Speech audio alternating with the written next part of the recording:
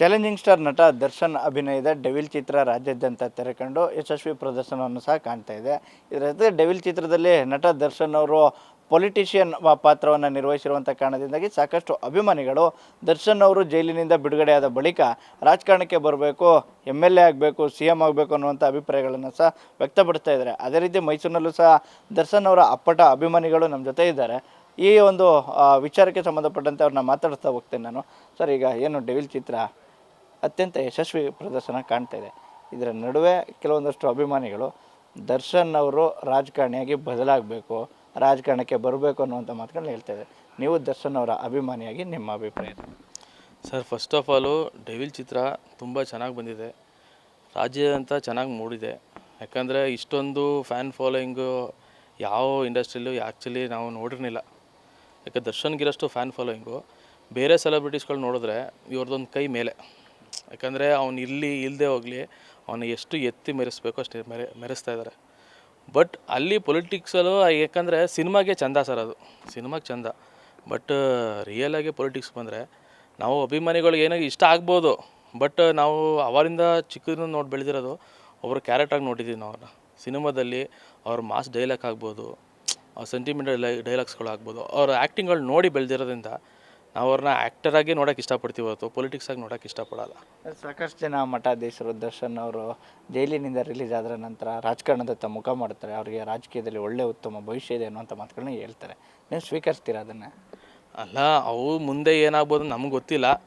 ಯಾಕಂದರೆ ನಮ್ಮ ಬಾಸ್ ಮನಸ್ಸಲ್ಲಿ ಅವ್ರಿಗೇನಿದೆ, ಅವ್ರು ಪೊಲಿಟಿಕ್ಸ್ಗೆ ಬರಬೇಕೋ ಇಲ್ಲ ನಾನು ಇಂಡಸ್ಟ್ರಿಯಲ್ಲೇ ಉಳ್ಕೋಬೇಕೋ, ಅದು ಅವ್ರಿಗೆ ಬಿಟ್ಟಿದ್ದು. ಬಟ್ ನಾವು ಫ್ಯಾನ್ಸ್ಗಳಾಗಿ ಇಷ್ಟಪಡೋದಂದರೆ ಬಿಗ್ ಸ್ಕ್ರೀನಲ್ಲಿ ಅವ್ರನ್ನ ನೋಡಿ ವಿಜಲ್ ಹೊಡೆದು ಕೂಳೆ ಮಾಡ್ತೀವಲ್ಲ, ಬಟ್ ಅದನ್ನು ನಮ್ಮ ಪೊಲಿಟಿಕ್ಸಲ್ಲಿ ನಾವು ಇಷ್ಟಪಡಲ್ಲ, ಅದರಿಂದ ಅಷ್ಟೇ.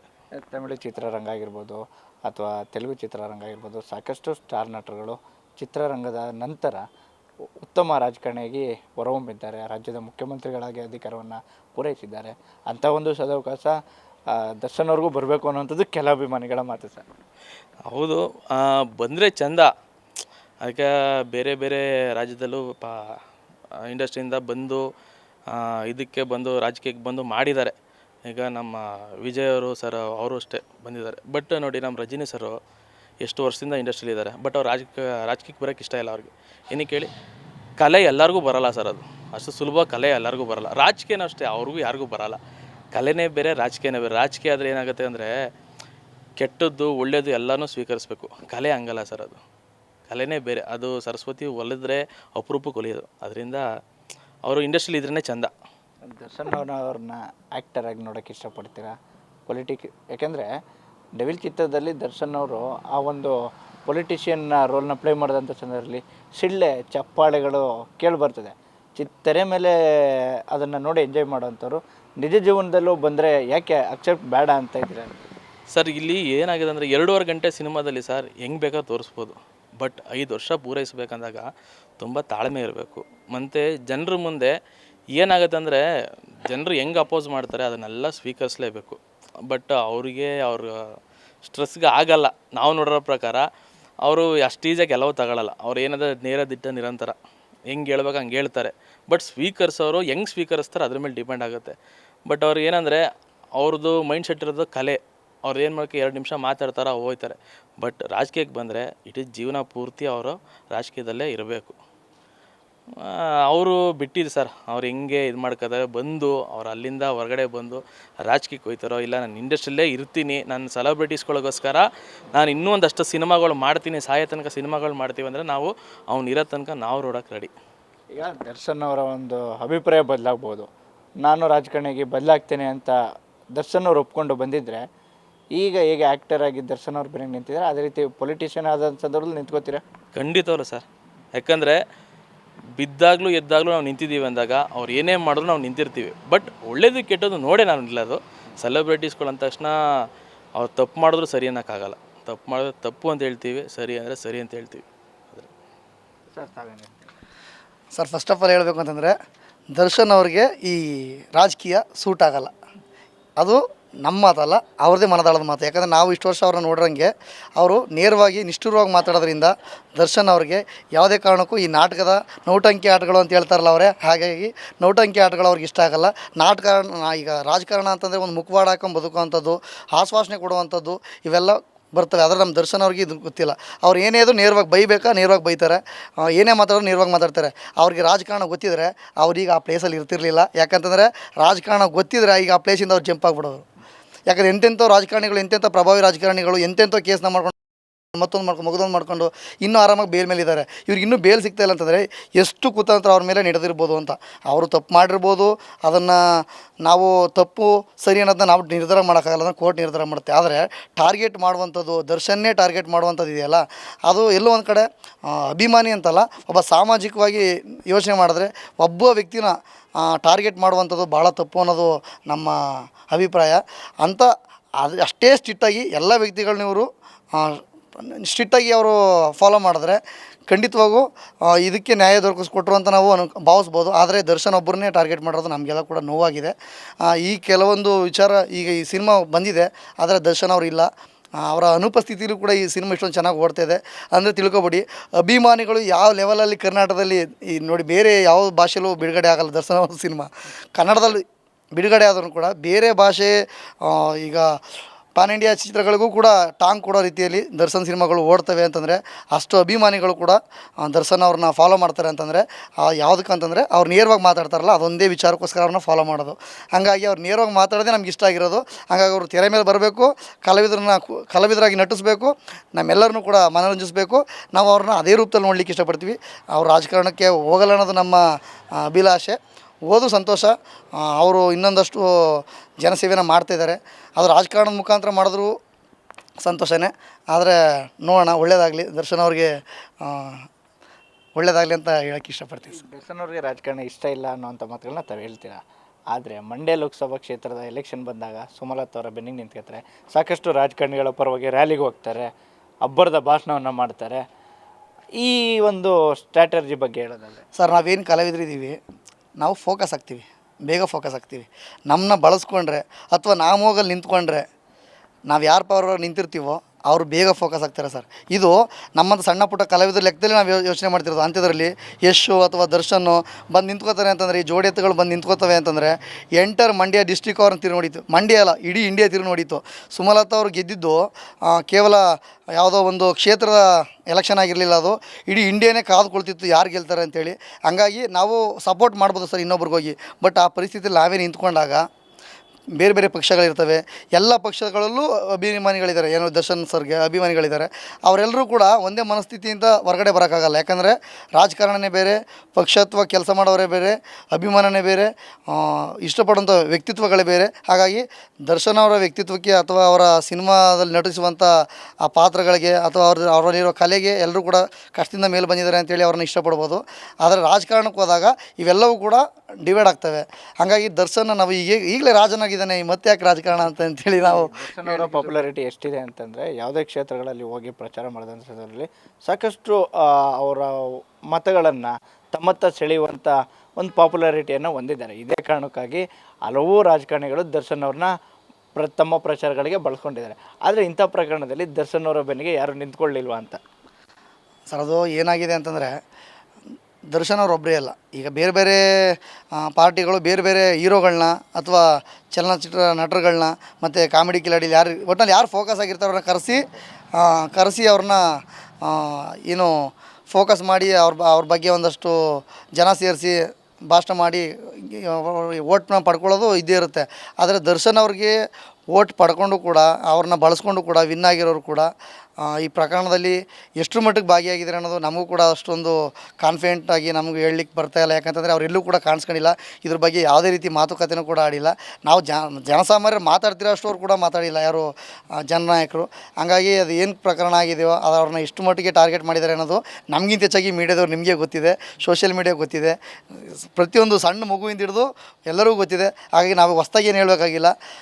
ನಾನು ಹೇಳೋದಿಷ್ಟೇ, ಅವರು ಒಬ್ಬ ಕಲಾವಿದನಾಗಿ ನಾವೆಲ್ಲ ಅವ್ರನ್ನ ಒಪ್ಕೊಂಡಿದ್ದೀವಿ, ಅವ್ರಾಗೇ ಇರಲಿ ಅಂತ ಹಾರೈಸ್ತೀವಿ ಸರ್. ಸಾಕಷ್ಟು ಅಭಿಮಾನಿಗಳು ಡೆವಿಲ್ ಚಿತ್ರ ಕೇವಲ ಟ್ರೈಲರ್ ಅಷ್ಟೇ, ನಮ್ಮ ಬಾಸ್ ರಿಲೀಸ್ ಆಗಲಿ ಜೈಲಿಂದ, ಅವ್ರನ್ನ CM ಮಾಡ್ತೀವಿ, MLA ಮಾಡ್ತೀವಿ, ಹಬ್ಬ ಮಾಡ್ತೀವಿ ಅನ್ನುವಂಥ ಮಾತುಗಳನ್ನು ಹೇಳ್ತಾರೆ ಸರ್.